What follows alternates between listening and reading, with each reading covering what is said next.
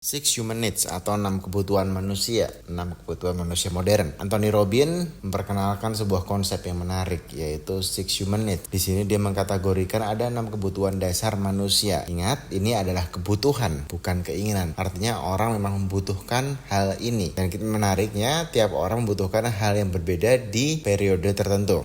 Atau mungkin kita sebelum masuk ke contoh, kita masuk dulu. Apa sih 6 kebutuhan manusia ini? Ini adalah konsep mengenal diri sendiri dan diri orang-orang di sekitar kita, tentang apa yang benar-benar mereka butuhkan di dalam diri mereka, di dalam bawah sadar mereka. Seperti kata Sun Tzu, kita harus mengenali diri kita dan mengenali musuh kita, sehingga kita tidak perlu takut tentang hasil 100 peperangan. Di sini kalau kita memang benar-benar ingin mengetahui tim kita, bisa dimulai dengan langkah pertama seperti yang di bawah ini. Ada 6 jenis human needs. Yang pertama adalah certainty atau kepastian. Ini adalah kebutuhan untuk kejelasan, kepastian. Dengan adanya sesuatu yang sudah pasti, orang akan merasa lebih aman, tenang, terutama mereka akan lebih nyaman untuk menghindari rasa sakit dan mendapatkan rasa nikmat. Artinya apa? Ada tipe-tipe orang yang membutuhkan sebuah kejelasan. Kalau dalam dunia pekerjaan dia butuh job desk yang jelas. Kalau dalam di rumah tangga dia butuh komitmen yang jelas. Kalau di dalam pertemanan dia butuh tujuan yang jelas. Pertemanan ini untuk apa? Jadi kayak dia mau play by the book, play by the rules. Kayak ini habis 1, 2, 3, 4 jelas gitu. Dia akan merasa nyaman karena dia kebutuhannya untuk sebuah certainty atau kejelasan, kepastian itu terjamin. Kayak dia punya tabungan untuk 1 tahun ke depan, jadi dia masih merasa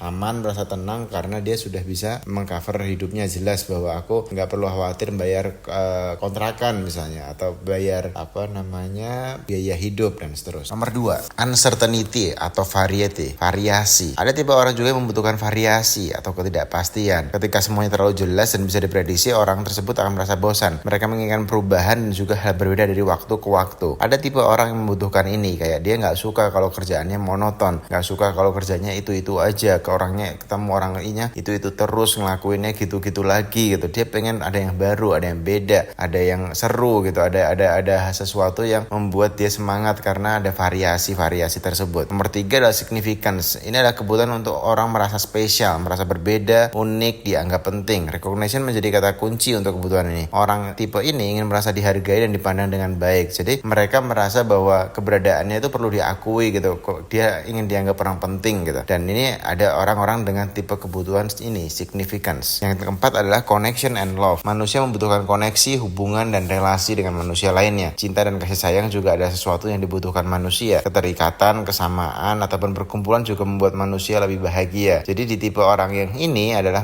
mereka akan merasa bahagia, merasa senang ketika apa? Ketika dia berkumpul atau memiliki koneksi sosial dengan orang-orang lain. Jadi dia merasa bahagia ketika dia memiliki komunitasnya, baik yang intim atau inti, misalnya dengan pasangannya, keluarganya, atau teman kerja yang dekat sekali, ataupun ke lingkungan yang agak lebih besar. Yang kelima adalah growth. Growth itu adalah pertumbuhan. Seperti yang dikatakan oleh Tony Robbins, progress equal happiness. Orang butuh untuk tumbuh, membesar, mendapatkan skill baru, menambah kemampuan, kapasitas, pengalaman, pengetahuan. Tidak ada pertumbuhan akan membuat orang tipe ini bosan dan lelah, males banget rasanya, kok nggak tumbuh-tumbuh, kok gini-gini aja, kok kayak stuck, kok kayak nggak ada perkembangan. Jadi mereka membutuhkan pertumbuhan. Yang terakhir nomor 6 adalah contribution. Ini akan membuat orang tipe ini akan merasa jauh lebih bahagia ketika ia bisa berbagi dan bermanfaat bagi orang lain, memberikan kontribusi nyata, memberikan pengaruh, impact, benefit ke orang lain atau lingkungan sekitar, ke planet atau ke people ataupun ke profit. Tapi dia merasa bahwa dia berkontribusi untuk sesuatu, dan